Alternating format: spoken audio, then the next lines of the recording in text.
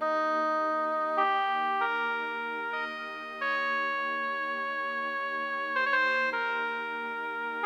যে বাবা শুনছ আয় পড়ছি কিন্তু রোজা সারা জীবন তো বাংলা খালি পাপের বোঝা নামাজ বন্দি তো করোই না এটা কিন্তু আল্লাহর চলে সই না বুঝছ আম্মা কথা তো কইলেন ঠিকই আমি যে আবার রোজা রাখলে গ্যাসের ঠেলায় মরি। দেহ দেহ এই না নগরের মাইয়া কথা কইলে দেহ কি কথা হ্যাঁ চাইয়া হ্যাঁ যে করতো তো না পেট পূজা এলগাই তো থাকতে চাই না রোজা আজকে ছেলেটা খালি বাড়িতে হোক তারেও করে এলাম সুজা এই বেটা মুজা তোর বোর একটু বুঝা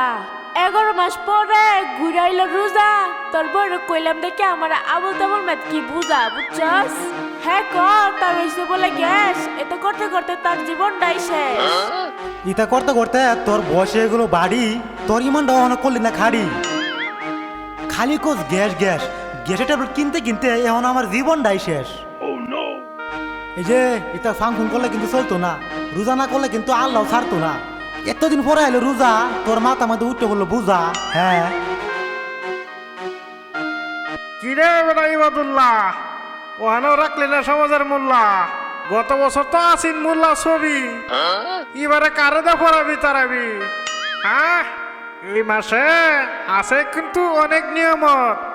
যদি পালন না করস তাহলে কিন্তু হয়ে যাবো কিয়ামত বুঝছস কথা তো ঠিকই কইছো ভাই তাহলে চলো এখন মোল্লার বাদ যাই কি গো মুন্সি বেটা হাসেন আপনি কি বাড়িতে আছেন কেডা গো? আসসালামু আলাইকুম হুজুর ওয়ালাইকুম আসসালাম। আসসালামু আলাইকুম। ওয়ালাইকুম সালাম তা কি মনে করে আইলেন আমার বাড়ি? কোনছে দিহি তাড়াতাড়ি?